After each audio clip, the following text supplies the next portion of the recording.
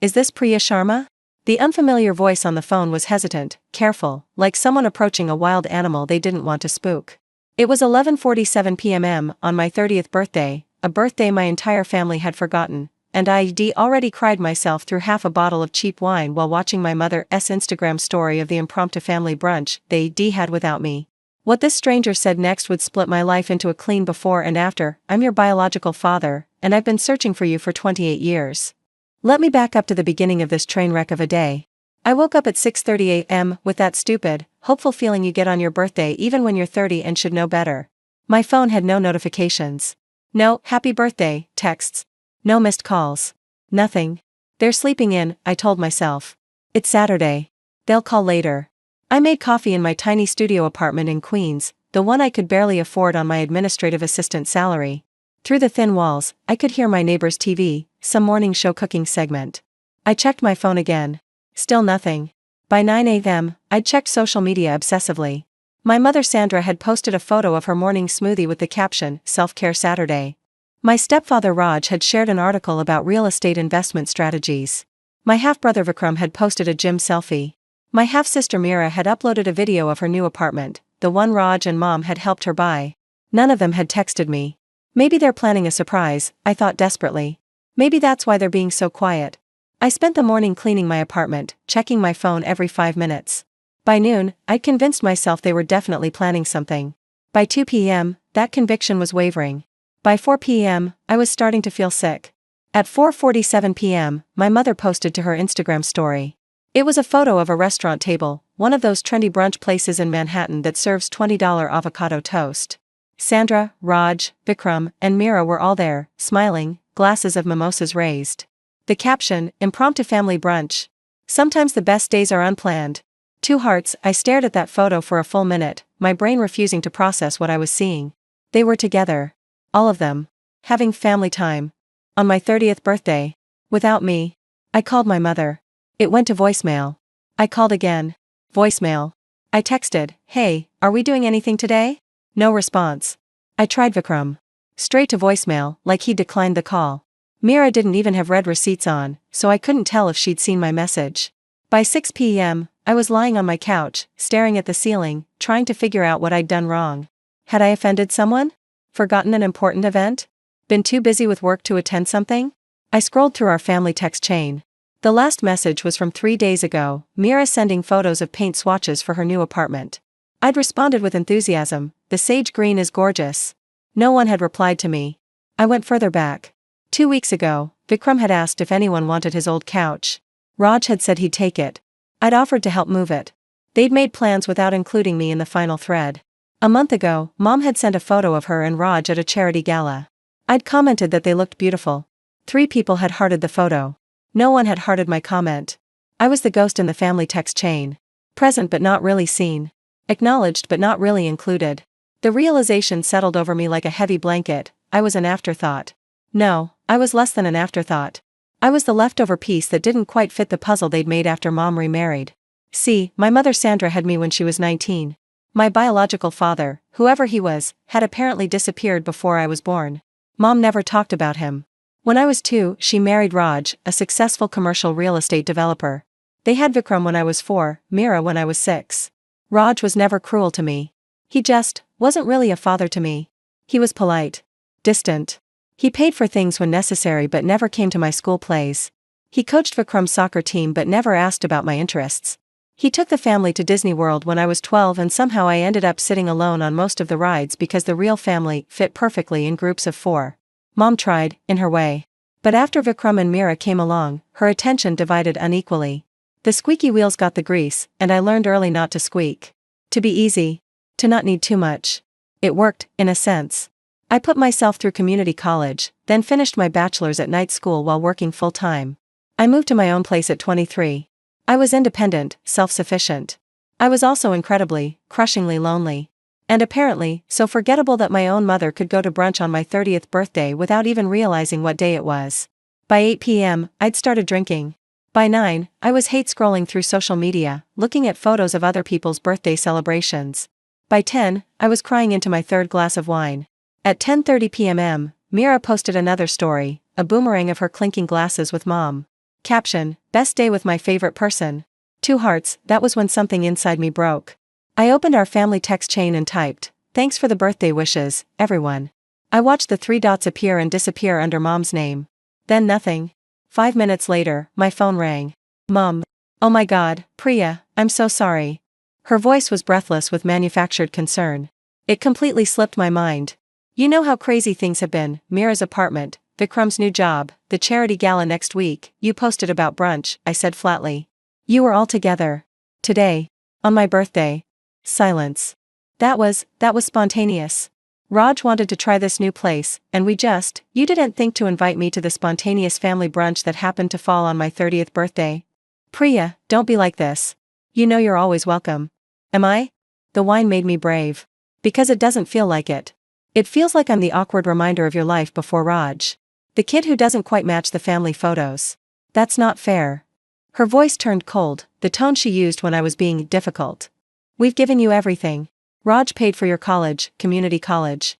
While Vikram got a full ride to his private university that you supplemented with a car and an apartment, Vikram had better grades. I had a 3.8 GPA, Mom. Another silence. I'm sorry we forgot your birthday, she said finally, and I could hear the exhaustion in her voice. Not regret. Just tiredness at having to deal with me. We'll make it up to you. Dinner next week. Sure, I said, knowing it wouldn't happen. We hung up. She didn't call back. No one else called. I sat in my dark apartment, phone in my lap, wondering how I'd become so invisible to the people who were supposed to love me most. At 11:47 p.m., my phone rang. Unknown number. I almost didn't answer, probably a spam call. But something made me pick up. Is this Priya Sharma? Yes? My name is Arjun Mehta. This is going to sound impossible, but I'm your biological father. I laughed. Actually laughed. Because of course this day would end with some scam caller pretending to be my long-lost father. Listen, I'm not interested in whatever. Your mother's name is Sandra Kapoor. She was born in Edison, New Jersey. We met at Rutgers University in 2004. She was studying communications. I was studying computer science. We dated for 8 months. I stopped laughing. We broke up in January 2005. She never told me she was pregnant. I only found out about you 3 years ago when I hired a private investigator. Why? The word came out as a whisper. Because I never forgot your mother. Because I spent the last 28 years wondering what if. Because I built a company and made more money than I ever dreamed of, but something was always missing. He paused. I've been trying to work up the courage to contact you. Your private investigator found your number 6 months ago. I've dialed it 100 times but never had the nerve to hit call. Why tonight? Because it's your birthday. I've known your birthday for 3 years, and every year I think about calling, and every year I lose my nerve. But 30 felt significant. Like if I didn't do it now, I never would. My hands were shaking. How do I know you're telling the truth? Your mother has a birthmark on her left shoulder blade. Shaped like a butterfly. She used to joke that it was her superpower, that she could fly if she really needed to. The wine glass slipped from my hand, landing on the carpet without breaking. You could have found that information somehow, I said, but my voice was weak. I have photos. Of us together. I can send them if you want. I can also send a DNA test kit overnight. We can verify everything. He hesitated. But Priya, I'm not calling to disrupt your life. I'm calling because I need to tell you something important, and I wanted you to hear it from me first. What? I'm sick. Stage 4 pancreatic cancer. The doctors give me 6 months, maybe less. His voice was steady, but I could hear the underlying tremor. I have a company, a tech firm called Nexus Innovations. You might have heard of it. I had. Everyone had. Nexus Innovations was one of the fastest growing tech companies in the country. Cloud computing solutions, AI integration, government contracts. They'd just been valued at $8 billion. I don't understand, I said. I never married. Never had other children. I threw myself into work after your mother and I broke up. Built Nexus from nothing. And when I found out about you 3 years ago. He took a shaky breath. I changed my will. You're the primary heir. 70% of the company goes to you. The rest is split between key employees and charities. The room was spinning. That's not possible. It's very possible. It's done. My lawyers have the paperwork. I wanted to tell you in person, but I'm running out of time, and I needed you to know before. He trailed off. Before you die, I finished. Yes. This is insane.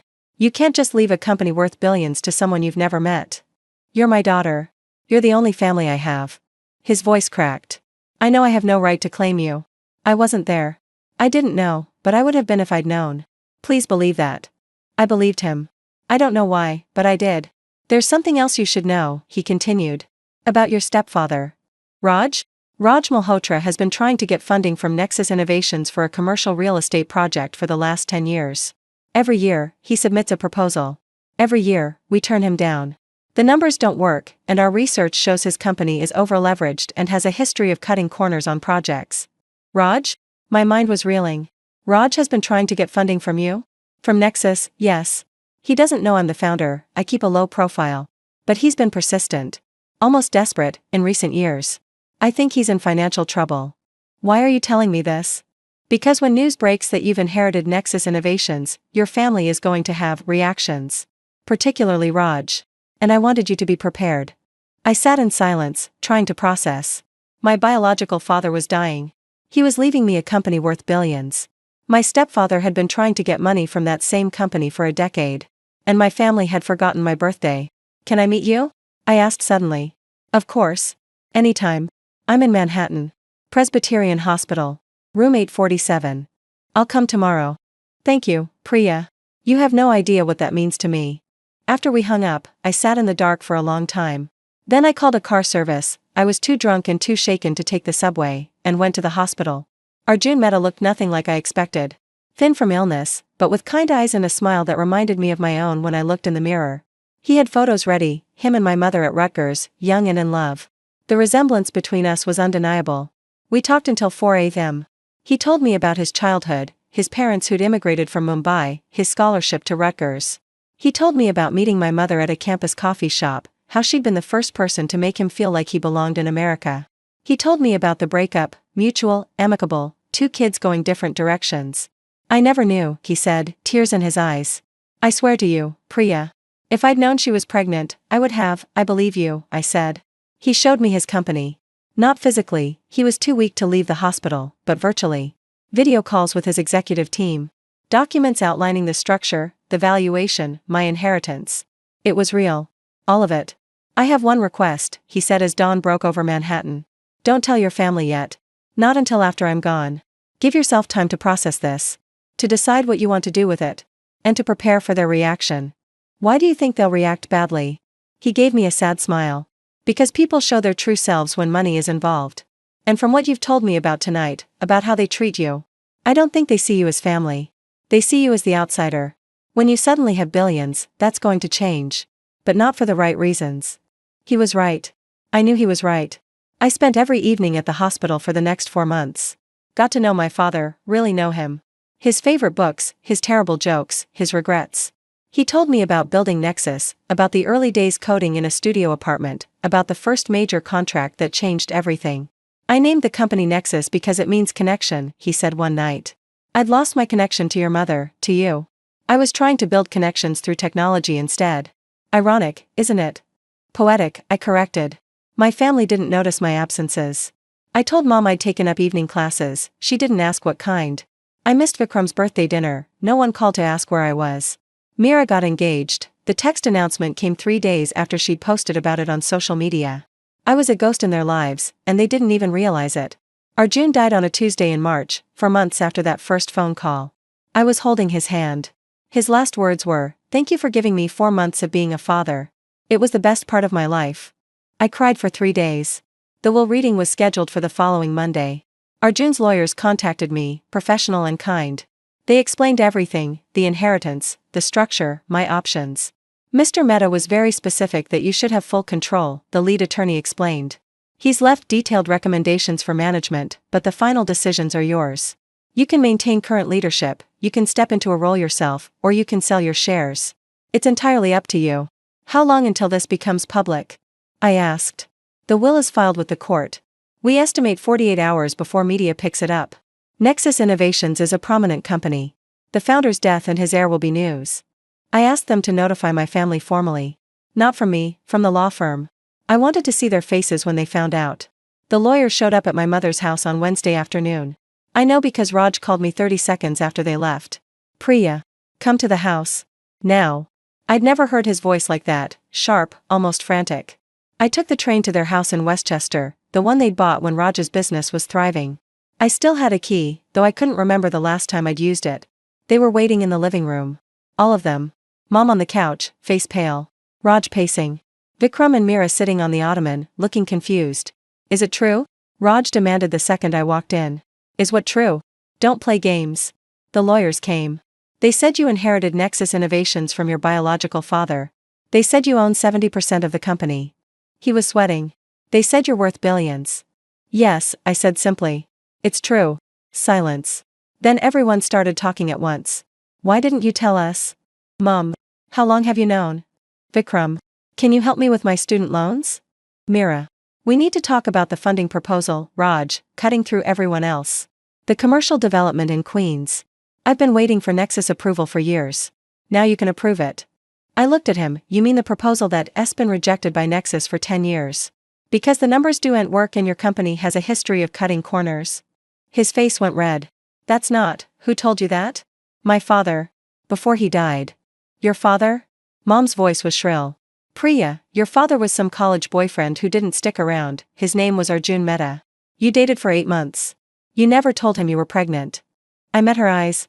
He spent 3 years looking for me after he found out I existed. He called me on my birthday, the birthday you forgot, to tell me he was dying and wanted to meet me. I spent the last 4 months of his life getting to know him. 4 months? Mom's voice cracked. You knew for 4 months and didn't tell us? Why would I? You forgot my birthday. You didn't notice when I missed family dinners. You don't call, you don't text unless you need something. I felt surprisingly calm. I was invisible to all of you. Why would I share the most important thing that's ever happened to me? That's not fair, Vikram said. Your family. I looked at each of them. When's my birthday, Vikram? He opened his mouth. Closed it. Looked at Mom. What's my job title? I asked Mira. She bit her lip. You work in administration? What's my favorite food, Mom? She stared at me, tears forming. Priya, you don't know. None of you know. Because you've never asked. I turned to Raj. And your proposal is still denied. The analysis was correct. Your company is over-leveraged, you cut corners, and the project isn't viable. You can't do this, he said, his voice dangerous. After everything I've done for you, you mean paying for 2 years of community college? You've mentioned it approximately 100 times. Consider us even. Even? He laughed, harsh. You're worth billions because of some man you never met, and you think we're even? I raised you, you tolerated me. There's a difference. Mom was crying now. Priya, please. We're family. We made mistakes, but we're still family. Am I? Are we? Because from where I'm standing, I'm only family now that I have money. I pulled out the folder the lawyers had given me. This is a trust distribution. $2 million. Split it however you want. It's more than generous considering you forgot my birthday and excluded me from family brunch the day I found out my biological father was dying. I set it on the coffee table. 2 million? Raj looked at the folder like it was poison. You're worth billions and you're offering us 2 million? I don't owe you anything. This is a gift. Take it or don't. I walked to the door. Priya. Mom followed me. You can't just leave like this. We need to talk about this as a family. We're not family, Mom. Not really. We're people who share DNA and history. But family shows up. Family remembers birthdays. Family doesn't exclude you from brunch and then expect you to bail them out financially. I said I was sorry about your birthday, you said you'd make it up to me. We never had that dinner. You never called. The only reason I'm here now is because I have something you want. Her face crumpled. That's not true. Isn't it? When's the last time you called me just to talk? Not to ask for help with something, not because you needed a favor. Just to talk. She couldn't answer. I left. The media explosion happened exactly as predicted. Nexus Innovations founder leaves billions to secret daughter. Tech billionaire's deathbed gift. From administrative assistant to tech heiress.